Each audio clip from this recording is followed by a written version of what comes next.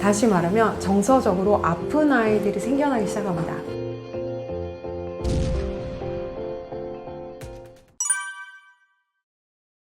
정서적으로 건강하지 못한 부모가 아이를 양육하게 되면 많은 문제가 생기는데요. 우선은 여러 가지 생각해 볼 수 있는데, 아이들은 욕구가 있어요. 언제 아이들이 행복함을 느끼냐면 자신이 유능하다는 걸 느낄 때, 그리고 자신이 자유롭다라는 걸 느낄 때, 유능성, 자율성, 그리고 관계성. 내가 사람들에게 필요한 사람이야. 나는 저 친구들과 같이 있어서 너무 즐거워. 이런 관계성들을 느낄 때 사람은 행복함을 느끼는데요. 아이들은 미숙해서 어릴 때부터 이런 유능성이라든지 관계성이라든지 자율성을 발휘할수록, 나타낼수록 실수를 많이 합니다. 그리고 그 과정에서 스트레스를 많이 겪죠. 그런데 부모가 이제 그것을 바라볼 때요, 정서적으로 건강하지 못하면 그 스트레스에 몰입이 됩니다. 그 스트레스에 한 몸이 되죠. 그래서 아이가 겪어야 마땅한 스트레스지만 성장통일 수 있는 그 안에 부모도 들어가서 오히려 문제를 악화시키는 거예요. 그래서 아이가 그 힘듦을 겪고 나서 더 큰 자율성, 더 큰 유능성과 더 큰 관계성으로 나아갈 수 있는 그 성장의 발판이 돼줘야 되는 그 관계를, 그 시기를 나는 이제 못하겠어. 나는 유능하지 않아. 나는 이제 친구들을 사귈 수 없을 것 같아. 저 사람들은 날 좋아하지 않아. 이런 부정적이고 잘못되고 왜곡된 자기 신념으로 만들어버리는 결과를 내게 되는 겁니다. 부모의 정서적으로 건강하지 못한 상태가 아이에게는 인생에 큰 영향을 미치는 자기 신념을 만들어버리는 상황이 오는 거죠. 그래서 부모님의 정서적인 건강은 아이의 인생이 달린 문제라고 말씀드릴 수 있습니다. 정서적으로 건강하지 못한 상태가 지속이 된다면, 계속 더 많은 헐크맘들이 나오게 된다면 이 대한민국은 작은 헐크들의 세상이 될 겁니다. 큰 헐크 엄마들이 작은 헐크를 키우는 겁니다. 어떻게 헐크가 되는지를 보여주고 헐크가 돼서 어떻게 사는지를 보여주는 것밖에는 안 되는 거기 때문에 그래요. 그래서 정서적으로 건강하지 못한 엄마들이 이 대한민국에 많아질수록, 사실 지금 그렇습니다. 앞집이나 옆집이나 윗집이나 다 상황은 똑같아요. 엄마들이 많은 힘듦 속에서 매일 힘들어하고 있죠. 그럴 때 빨리 여기서 나와야 되는 겁니다. 안 그러면 우리 아이들은 자신의 감정을 돌아보는 법, 이해하는 법, 컨트롤하는 법을 알지 못하고요. 자기를 수용하는 법, 자기를 사랑하는 법도 알지 못해서 자기가 학교에 나가서 친구들에게 어떻게 행동을 해야 되는지, 다른 사람들의 다름을 어떻게 수용해야 되는지, 그리고 어른들의 말에 내가 어떻게 따라가야 되는지, 그리고 다른 사람들과의 거리를 어떻게 지켜야 하는지 전혀 배우지 못해요.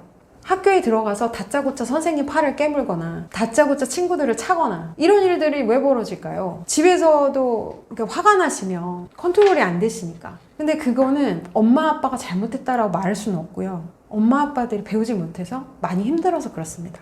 이 부분은 우리가 같이 빨리 해결해 나가야 되는 부분이고요. 조금씩 노력하면 다 된다. 그리고 부모님이 정서적으로 건강하기 위해서, 헐크맘 현상에서 벗어나기 위해서 계속 노력을 하실 때 우리 아이들은 놀랍게 바뀝니다. 공부 실력이 올라갈 거예요. 집중력이 올라갈 거고요. 아이들의 잠재력이 막 나타나기 시작할 겁니다. 그전에 몰랐던 창의력이 막 나타나기 시작할 거고요. 이 아이는 자기 인생에 대해서 새로운 꿈을 꾸기 시작하고 주도성을 발휘하기 시작할 겁니다. 엄마들의 정서, 아빠들의 정서에 그 건강함이 우리 아이들의 인생을 새롭게 하는 거죠.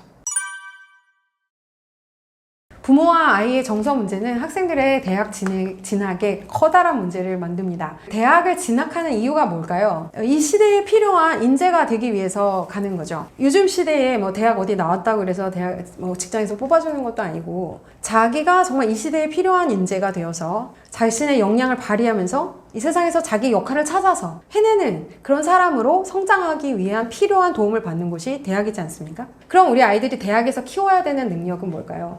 21세기에 필요한 역량 4가지를 혹시 들어보셨을지 모르겠는데요. 바로 창의성, 비평적 사고 능력, 그리고 의사소통 능력과 협동 능력입니다. 이 부분이 갖춰지지 않으면 사회에서 필요한 인재가 될 수 없다라고 대부분의 기업들이 연구 끝에 발표를 한 건데요. 그러면 학생들이 정서적으로 건강함을 경험하지 못했다면 그저 교과서를 외우고 그저 시험에서 100점을 받아서 대학에 그냥 갔다면 아이들이 창의성을 기르고 의사소통 능력을 배우고 또 협동 능력을 키우고 비평적인 사고를 할 수 있을까요? 저는 그거는 안 될 거라고 생각하는데요. 부모님을 통해서 자신의 삶을, 자신의 마음을, 자신의 감정을 잘 돌아보고 이해하는 학생, 다시 말하면 그런 감정 지수가 높은 학생들인데요.